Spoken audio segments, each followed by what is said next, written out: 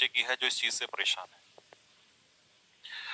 तो दो चीजें मैं उन लोगों से भी कहना चाहूंगा जो कई बार अपशब्द का यूज कर रहे हैं, ठीक है, वो चाहे किसी भी टीचर के लिए। देखो क्या होता है कि जब किसी दूसरे चैनल पे आप देख रहे हो तो किसी दूसरे वाले के लिए बोल रहे होते हो, जब यहां देख रहे हो तो किसी दूसरे वाले के लिए।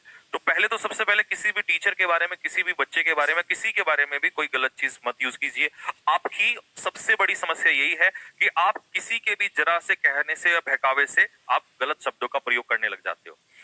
पेशेंस नहीं रखोगे तो चीजें दिक्कत में आएंगी। मैं दूसरी बात यहां से स्टार्ट करता हूं। और ये जो जुनूनी लड़ाई तुम सोच रहे हो ना बेटा, ये इतना जुनूनी आसान नहीं है।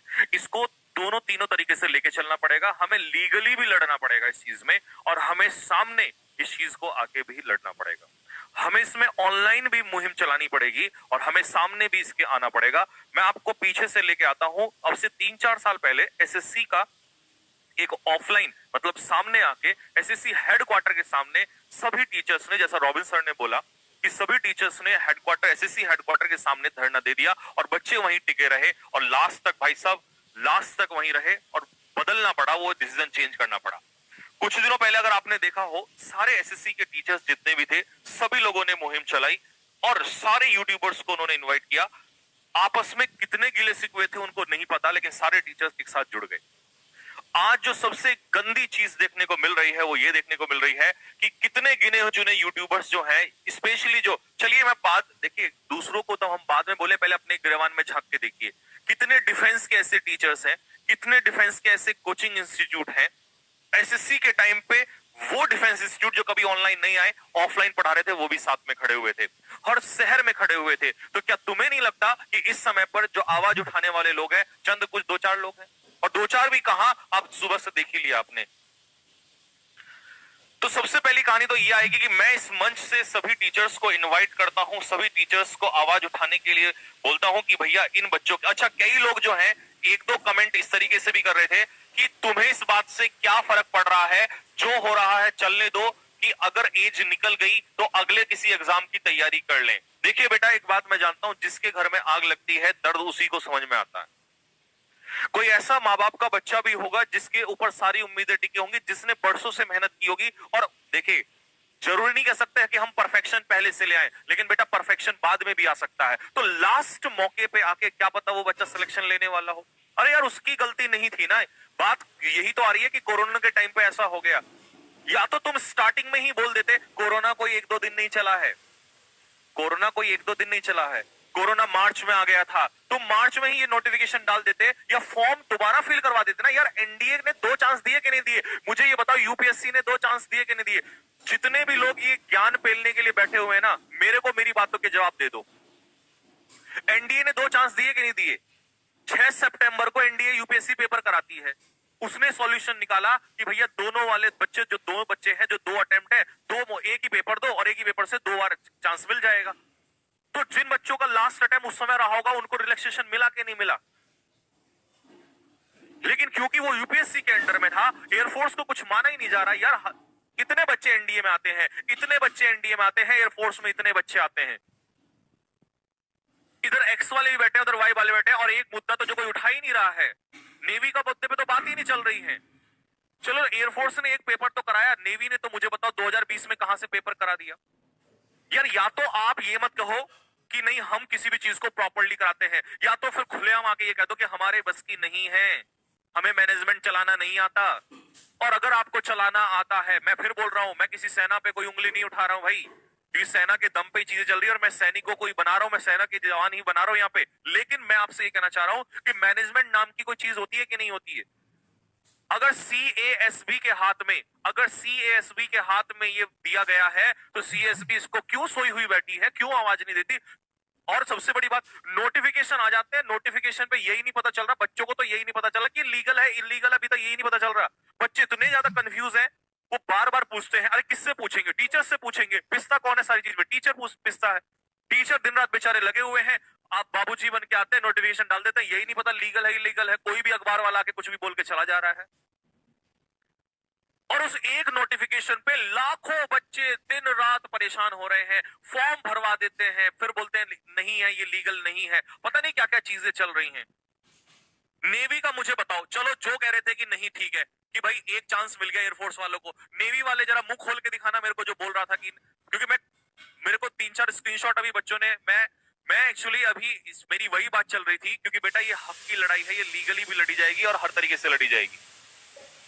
तो मैंने कल भी आपको बताया था कि मेरी इलाहाबाद के एक एडवोकेट है, उनसे बात चल रही है, हम इस चीज पर डिस्कशन कर रहे हैं, बातचीत चल रही है। और देखिए साहब, लड़ने के 3 माध्यम है। आप लीगली भी लड़ना पड़ेगा, कोर्ट में भी जाना पड़ेगा इस चीज के लिए। दूसरी लड़ाई आपकी ट्विटर पे होगी, और तीसरी अंतिम लड़ाई आती है कि खुल के सामने आ जाओ, और जिसमें दम है वो खुल के सामने आ जाओ। और मैं इस चैनल के, इस मंच के माध्यम से, कैडेट डिफेंस एकेडमी के मंच के माध्यम से मैं ये चीज कह रहा हूं कि हमारी जो टीम है वो आपको सबसे आगे खड़ी हुई मिलेगी, जिसमें भी दम है। और जो कहता है नहीं मैं बच्चों के लिए कुछ करता हूं, वो खुल के सामने आ जाओ।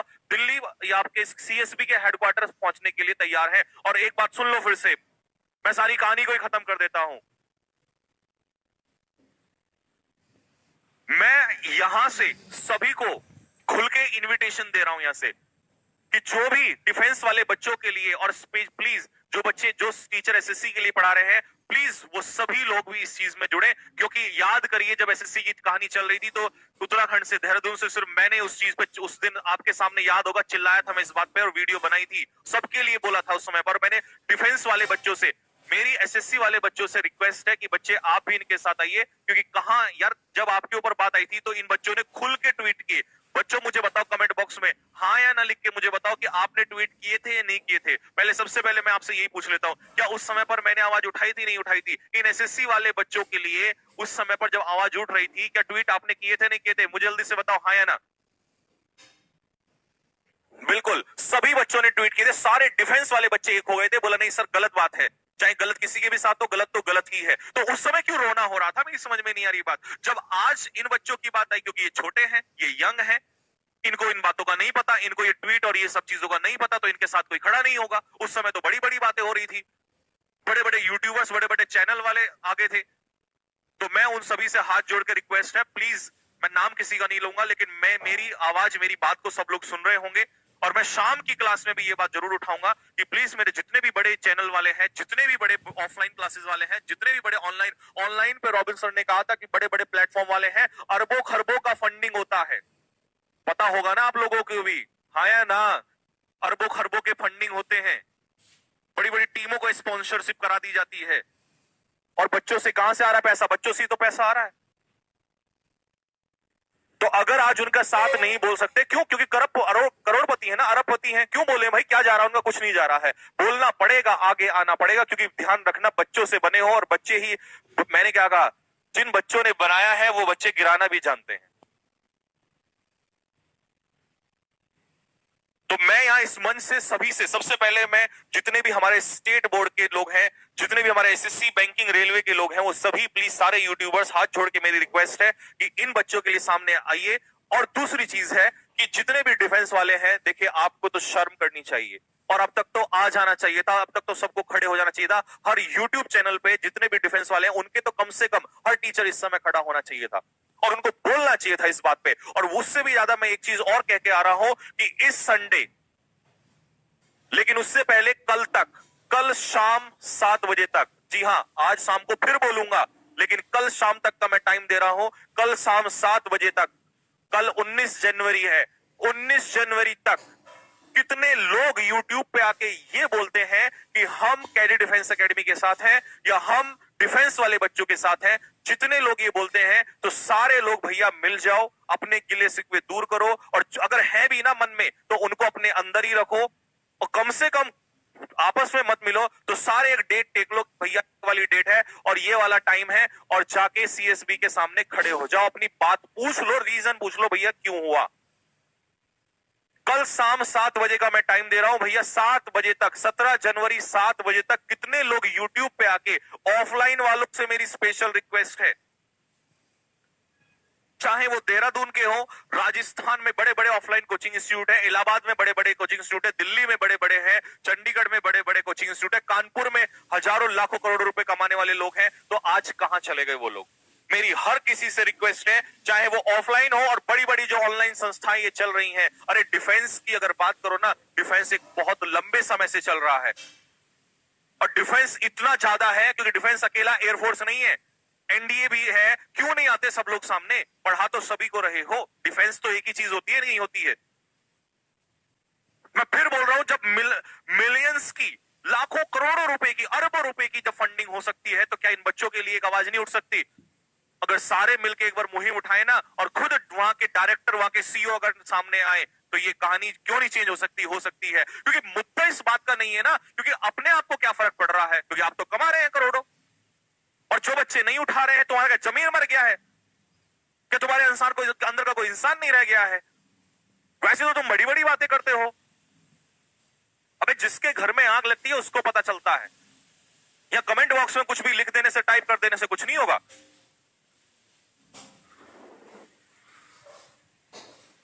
उन बच्चों का क्या होगा जो दिन रात मेहनत कर रहे थे, जिन्होंने दिन रात पढ़ाई की, लॉकडाउन में भी 2-2 बजे तक बच्चे बैठ के पढ़े, लास्ट अटेम्प्ट किसी का बचा हुआ है? या तो देखो भाई, पहली बात तो ये, या तो पहले कह देते कि नहीं होगा, प्रोसेस ही नहीं होता ऐसा, या तो उसमें लिख के डाल दो कि पहले से अमेंडमेंट कर दो कि कभी ऐसी समस्या आई तो हम नहीं कराएंगे, उसके लिए तैयार रहे। लेकिन जब ऐसा हुआ तो तुम चुप क्यों बैठे हो?